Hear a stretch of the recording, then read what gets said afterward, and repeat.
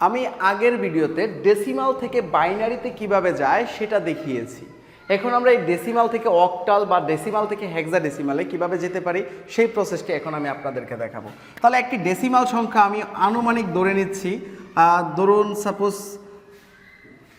123।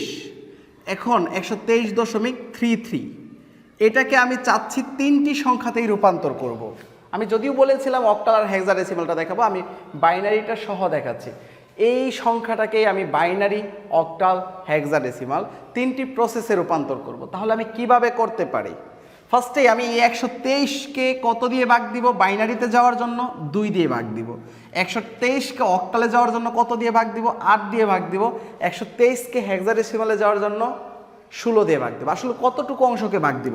যেই বড় সংখ্যাটি পাবো, দশমিকের পূর্বের সংখ্যাটিকে আমি বলি বড় সংখ্যা, আর দশমিকের পরের সংখ্যাটাকে বলি আমি ছোট সংখ্যা। এই ছোট সংখ্যাটাকে আমরা সবসময় গুণ করি, আর এই বড় সংখ্যাটাকে আমরা সবসময় ভাগ করি। আমি বড় সংখ্যাটাকে ভাগ করব, ছোট সংখ্যাটাকে গুণ করব। আসলে কি দিয়ে ভাগ করব? যেখানে নিতে চাচ্ছি, বাইনারিতে নিতে চাইলে বাইনারির ভিত্তি, আর অক্টালে নিতে চাইলে অক্টালের ভিত্তি, অক্টালের ভিত্তি হলো 8, আর হেক্সাডেসিমালে নিতে চাইলে হেক্সাডেসিমালের ভিত্তি দিয়ে কিন্তু আমি রূপান্তর করব। তাহলে এই সংখ্যাটির আমি দুটি পার্টে করব। ফার্স্টে আমরা ভাগের প্রসেসটি করব, দেন আমরা গুণের প্রসেসটি করব। তাহলে আমি তিনটা পার্টেরই আগে ভাগের প্রসেসটি করে নেই, দেন আমি তিনটা প্রসেসেরই গুণের প্রসেস করব। তাহলে দেখুন আমরা 123.33, 123.33 এই 123.33 আমি 123টাকে নিলাম। এখন এটাকে বাইনারি করতে চাচ্ছি। তাহলে আমি বাইনারি কিভাবে করতে পারি? ফার্স্টে 2 দিয়ে ভাগ দেব। 2 দিয়ে ভাগ দেওয়ার পর আমি এখানে কতবার ভাগ যায়? 2 দিয়ে যদি আমি ভাগ দেই দেখবেন 61 বার যাবে। 61 বার ভাগ গেলে ভাগশেষ থাকবে কত? 1। কারণ আপনি একটু ভাগ করে দেখতে পারেন, 123 2 দিয়ে ভাগ দেন 6, তার মানে 12, তারপরে আমি 3 নামালাম 1, এই যে দেখুন ভাগশেষ 1। আমি 61 বার ভাগফল লিখেছি। আমি আগের ভিডিওতে বলেছি এই ক্ষেত্রে আমি ভাগফল লিখবো, এই জায়গায় আমি লিখবো ভাগশেষ। দেন আমি 2 দিয়ে ভাগ দিব। 2 দিয়ে ভাগ দিলে 30 থাকবে কি? ভাগশেষ 1। দেন আমি 2 দিয়ে ভাগ দেব 15, ভাগশেষ থাকবে 0। দেন আমি আবার 2 দিয়ে ভাগ দিব 7, ভাগশেষ 1। 2 দিয়ে ভাগ দিলাম 3, ভাগশেষ 1। 2 দিয়ে ভাগ দিলাম 2, 1, ভাগশেষ 1। আবার এই 2কে 1কে 2 দিয়ে ভাগ দিলে ভাগশেষ হবে 1, আর ভাগফলটা হবে 0, কারণ ভাগ যাবে না, ভাগ না গেলেই ভাগশেষটা 1 হয়ে যাবে। আমি বলেছিলাম ভাগের ক্ষেত্রে নিচ থেকে উপরের দিকে আমি তীর চিহ্ন দেব। নিচ থেকে উপরের দিকে তীর চিহ্ন দিলে এটাকে বলবো এমএসবি, মোস্ট সিগনিফিক্যান্ট বিট। এটাকে বলবো আমি এলএসবি, লিস্ট সিগনিফিক্যান্ট বিট। তাহলে আমি এই বাইনারি প্রসেসটি এটার কিভাবে লিখবো? দেখুন 123 এর বাইনারিটি হবে, 123 এর যে বাইনারি, এই বাইনারিটা হবে কি? 123 এর বাইনারিটা হবে 1 1 1, 4টি 1 0 2টি 1। তাহলে 4টি 1 0 2টি 1, এটার বাইনারি কিন্তু আমরা এটা পেয়ে গেলাম। দেন আমরা যদি এই সংখ্যাটিকে এই অক্টালে নিতে চাই, সেম প্রসেস, ভাগগুণ পদ্ধতি, কারণ আমরা ডেসিমাল থেকে যেতে চাচ্ছি, তার মানে এটা বলে দিবে ডেসিমাল। তাহলে ডেসিমাল থেকে যদি আমি অক্টালে যেতে চাই তাহলে আমি কিভাবে যাব? ফার্স্টে এই 123কে আমরা ভাগ করব, সেই আগের প্রসেসে 8 দিয়ে ভাগ করব এখন, কারণ আমি অক্টালে যেতে চাচ্ছি, যেহেতু অক্টালে ভিত্তি 8। তাহলে 8 দিয়ে যদি আমি এর ভিতরে ভাগ করতে চাই, দেখুন 8কে 8 একবার যাচ্ছে, থাকবে 4 আর 3 43। তাহলে 8 দিয়ে যদি আমি বলি 5 8 40, তাহলে ভাগশেষ কত? ভাগশেষ হলো 3। আবার যদি এটাকে আমি 8 দিয়ে ভাগ করি, 8 দুগুণে 16, তার মানে 2 বার যাবে না, একবার যাবে। ভাগশেষ কত? 7। 8কে 8 আর ভাগশেষ হলো 7। এখন আবার আমি যদি 8 দিয়ে ভাগ করি তাহলে কতবার যাবে? 0 বার ভাগ যাবে, কারণ ভাগ যাবে না, 8-এর চাইতে ছোট, তাহলে এটাই হবে ভাগশেষ। এখন আমার সেম নিচ থেকে উপরের দিকে, কারণ আমরা ভাগের ক্ষেত্রে নিচ থেকে উপরের দিকে করব। এটা হবে আমার এমএসবি, এটা হবে এলএসবি। তাহলে এখন যে আমি অক্টাল সংখ্যাটা পাবো সেটা কত হবে? অক্টাল সংখ্যাটা হবে 173। আমাদের 123 টাকা যেই কথা, অক্টালে 173 টাকা একই কথা। তাহলে আমি কিন্তু আমাদের 123 টাকা ধার নিয়ে কারোর কাছে আমি অক্টালের একটি নোট কিন্তু 173 টাকা দিয়ে দিতে পারবো। ঠিক অনুরূপভাবে যদি আমি হেক্সাডেসিমালে যেতে চাই তাহলে ভাগগুণ পদ্ধতিটি ব্যবহার করব। এখন আমরা 123 এই সংখ্যাটিকে হেক্সাডেসিমালে নিতে চাচ্ছি, তাহলে আমি 123 লিখলাম। 123 লেখার পর আমি এটাকে হেক্সাডেসিমালে নিতে চাইলে আমাকে কত দিয়ে ভাগ করতে হবে? 16 দিয়ে ভাগ করতে হবে। আমি 16 দিয়ে ভাগ করে দিলাম। 5 ষোলং 80, 6 ষোলং 96, 7 ষোলং তার মানে 7 বার যাবে, 7 ষোলং হলো 112। আপনারা একটু ক্যালকুলেটর দিয়ে দেখে নেন, এটাই হবে। দেন 112 যদি 123 থাকে বাদ দিয়ে দিই, বিয়োগ করে দিই, তাহলে থাকবে কত? 11। আচ্ছা, দেন আমরা 16 দিয়ে ভাগ দিব। 16 দিয়ে ভাগ করা আর যাচ্ছে না, তার মানে এই ক্ষেত্রে 0 আর শেষে হবে 7। এখন আমার এমএসবি এলএসবি হবে উপর থেকে নিচের দিকে, মানে নিচ থেকে উপরের দিকে, কারণ আমরা সবসময় ভাগের ক্ষেত্রে নিচ থেকে উপরের দিকে দেই। তাহলে এখন আমার হেক্সাডেসিমাল সংখ্যাটি কত হবে? আপনি বলুন তো এটা কত হতে পারে? আপনি তো মনে হয় এমনই লিখতে চাচ্ছেন যে 711 এটা লিখে দেবেন। না, এটা কখনোই হবে না। কারণ কি আপনি জানেন হেক্সাডেসিমালে 11 মানে কত? 11 মানে বি, 10 মানে এ, 15 মানে এফ।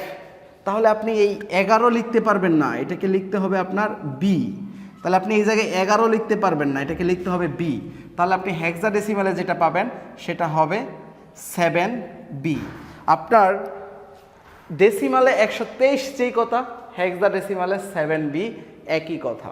আপনি কিন্তু এইভাবে যত রূপান্তর রয়েছে বইয়ে সবগুলো রূপান্তর করে ফেলতে পারবেন।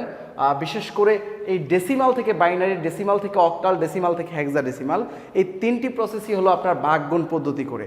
এখন দেখুন আমরা গুণের প্রসেসটিতে যদি যাই, আমি তো জাস্ট ভাগের প্রসেসটি দেখালাম, এখন আমরা 3টা পার্টি গুণের প্রসেস করব। আসলে গুণ বেশি পর্যন্ত করা লাগবে না, জাস্ট 3 গড় বা 4 গড় পর্যন্ত করব, কারণ আমরা দশমিকের পর ওইদিকে আর বেশি লিখতে চাই না, 3-4 গড় পর্যন্ত লিখতে চাই। চাইলে আপনি যে পর্যন্ত করতে চান সেই পর্যন্তই করতে পারবেন।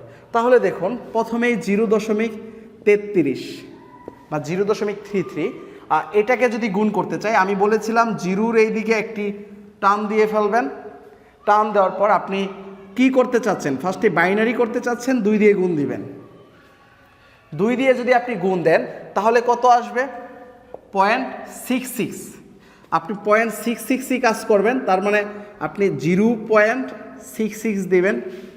দেন আপনি আবার 2 দিয়ে গুণ করবেন। আপনি যদি এখন এটাকে গুণ করেন তাহলে আপনি কিভাবে করবেন দেখুন, যে আপনার যে গুণটা হবে 66কে আগে গুণ করে দিচ্ছেন 2 দিয়ে। 2 দিয়ে গুণ করলে কত হবে? 6 দুগুণে 12, 2 হাতের থাকবে 1, আর 6 দুগুণে 12 আর 3, 132।